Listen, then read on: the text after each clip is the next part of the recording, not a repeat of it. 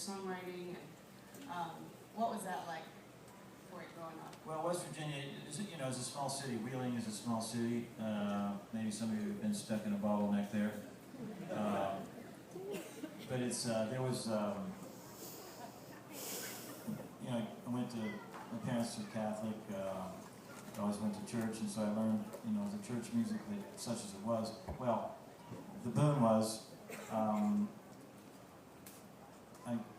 the Jesuit college was across the creek, and my mom worked there. My dad takes some of the students up to this sort of lodge that he was a member of, and they'd have overnights, and so we got to hear sort of the first folk music sort of up close, hearing long neck banjos and guitars, and Michael Rose, Short, and all that stuff.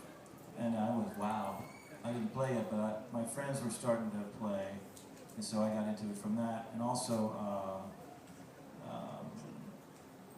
folk mass was starting, so they were calling for anybody that could play the guitar to come and play the guitar for the folk mass. And so there was like 7 or 8 of us that played on Sunday mornings, and then gradually they dwindled, and it was just me.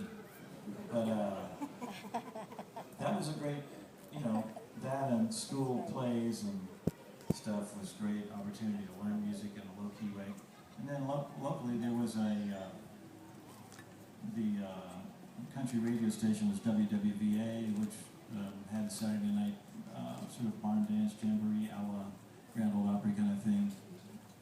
And so when I started playing, and more seriously, that my dad would drop me off there before I could drive. I was at 14 or 15, and I'd pay $2.50 to get a cheap seat, and then hear people like Charlie Pride and Jerry Lee Lewis and Buck Owens, and it was great. I know, plus the locals, I got to meet some of the local house band and that kind of thing. So but I really wasn't involved in like real West Virginia music necessarily, if you think about it. It was more like I was just another suburban kid. I mean, to me, Leave It to Beaver really looked like my life. And I had a Wally, and I was a Beaver. And Ward and Jim. Ward would take me down to the country music show and drop me off. But what was good was my parents, they also said, well, you're interested in music, would you like student tickets to the symphony? And they had various symphonies, so I went to the symphony. My sister and I went crazy for the Beatles, and so my mom said, well, if you do extra chores, I'll take you to see the Beatles. So, I was like 13, and we went to see the Beatles. It was awesome. That's a great way to get a child to do chores. So,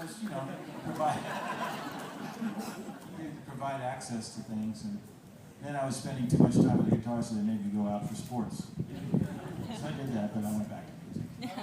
We're glad you did. Thanks enough.